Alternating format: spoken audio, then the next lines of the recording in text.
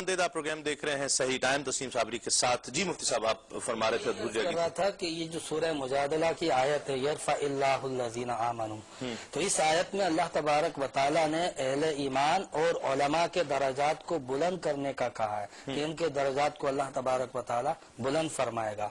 तो उलमा का दर्जा बुलंद होता है और बेशुमार अहादीस रिवायात उनके मुकाम और मर्तबे और उनकी हैसियत के लिए हुजूर अलैहिस्सलाम ने फरमाई है, इसलिए उलमा की तौहीन से हद्दुल इम्कान बचना चाहिए। सही नाज़रीन, सुनहरी बात शामिल करते हैं प्रोग्राम में, और आज की सुनहरी बात यह है कि अच्छी सोहबत का अच्छा असर है और बुरी सोहबत का बुरा असर है। इंसान अपने ताल्लुक से पहचाना जाता है, अपनी सोहबत से, अपनी दोस्ती से पहचाना जाता है। और अगर किसी को पहचानना है तो ये देख लिया जाए कि वो किन दोस्तों में बैठता है, किन लोगों की सोहबत इख्तियार किए हुए है।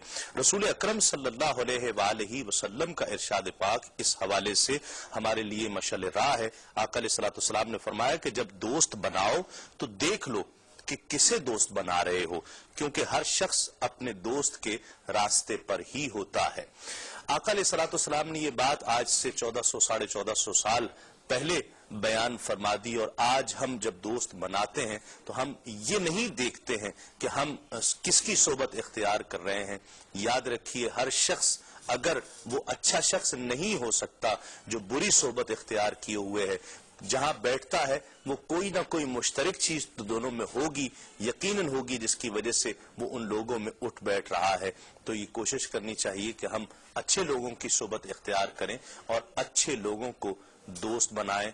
याद रहे कि हर हाथ मिलाने वाला दोस्त नहीं हुआ करता, बल्कि आपका खैर खा जो अच्छी सोबत वाला है वो आपका दोस्त होना चाहिए। क्या बात है सरकार दो आलम सल्लल्लाहु अलैहि वसल्लम की। मुफ्ती साहब, जो हमारे यहाँ खास तौर पर माशरे में हर तबके में ये बात कही जाती है कि बस ये मौलवियों ने बेड़ा गर्क कर दिया, और यूं समझिए कि जैसे हर मसला इन उलमा की वजह से ही है। वो चंद एक लोग जिनकी वजह से सब उलमा का एक इमेज खराब हो रहा है, क्या कहिएगा इस हवाले से?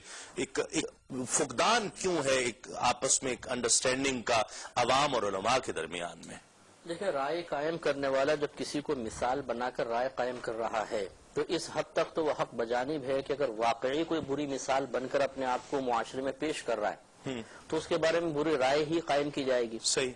लेकिन ये मेजर मिस्टेक है हमारी कि हम एक शख्स के अमल को देखकर पूरे ग्रोह को ताना जनी का निशाना बना लें। सही। ये गलत है। हर शख्स अपने खानदान के बारे में गौर करे। उनके खानदान में कोई न कोई शख्स ऐसा जरूर होगा जो बुरी आदत का हामिल है। क्या वो अपने लिए इस बात को पसंद करेंगे कि उस बुरे शख्स की उस बुरी आदत की वजह से इन सबको बुरा कह दिया जाए? तो यकीनी सी बात है कि नहीं। खानदान में अगर एक चोर हो तो पूरे खानदान को चोर नहीं कहा जाता। लिहाजा तमाम उलमा किराम के बारे में इस तरह कहने के बारे में फुक़हा ने ये इरशाद फरमाया कि ऐसा शख्स दायरा इस्लाम से खारिज होगा, क्योंकि वो तमाम उलमा की तौहीन का मुर्तकिब हो रहा है। हालांकि अल्लाह ताला उसके रसूल ने, जैसे मुफ्ती साहब ने आयत वगैरह भी पढ़ी कि जिसको अल्लाह बुलंद करना चाहे उसे आप अपने कलाम से उसे पस्त करना चाह रहे हैं तो गोया कि आप मकसूद कुरान के खिलाफ एक अमल कर रहे हैं। इसलिए एहतियातन तजदीद ईमान और तजदीद निकाह होना चाहिए। किसी आलिम की इस्लाह की जाए तो क्या वो सूए अदब होगी? इस्लाह की जा सकती है? जी हाँ, इस्लाह तो हर इंसान में गलती पाई जाती है और ऐसा नहीं है कि आलिम से गलती नहीं हो सकती, मगर ये बहुत नादिर है कि किसी आलिम की इस्लाह कोई जाहिल बे इल्म आदमी करे। तो एक अगर आलिम की इस्लाह उससे बड़ा आलिम करे तो ये दुरुस्त तरीका है। ठीक, एक आम आदमी न करे। अच्छा, हमारे यहाँ उलमा के दरमियान आजकल जो हम आहंगी का फुकदान है उसकी वजह क्या है? एक अवाम का एक तो ताल्लुक है, एक आपस में उलमा का ताल्लुक, और फिर एक आम आदमी के लिए बड़ा मसला बन जाता है कि हम किसको फॉलो करें यहाँ पर। जी हाँ, ये तो एक बहुत ही आपने वसी क्वेश्चन कर लिया जो पूरे एक प्रोग्राम का तकाजा करता है जिसमें सैर हासिल बहस की जाए। पहली बात तो ये कि अवाम में और उलमा के दरमियान जहनी हम आहंगी का फुकदान क्यों है। مسئلہ یہ ہے کہ لوگوں نے جب اپنے بچوں کے مستقبل پر نگاہ ڈالی تو آج موجودہ اعتبار سے علم دین کے حامل کا مستقبل ان کے سٹیٹس کے مطابق نہیں ہے. وہ اس کو ایک عجیب سی نگاہ سے دیکھتے ہیں. تو شہری لوگوں نے اپنے بچوں کو علوم دینیہ کی طرف مائل کرنا روک لیا.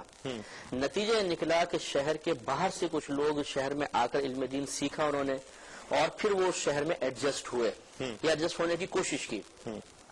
یہ خاندانی ماحول اور پھر علاقائی ماحول یہ دو ذہنوں میں ہم آہنگی عموماً پیدا نہیں ہونے دیتا. مفتی صاحب کی بات انشاءاللہ ہم اس وقفے کے بعد شامل کریں گے پروگرام میں, سوال کا جواب شامل کریں گے. ناظرین, کراچی اور اس کے مضافات میں کچھ ہی دیر میں انشاءاللہ روزہ شروع ہونے والا ہے. کراچی کے رہنے والے اپنا چھٹا روزہ آج 5واں روزہ آج رکھیں گے. لوٹتے ہیں اس اذان کے وقفے کے بعد. ہے اللہ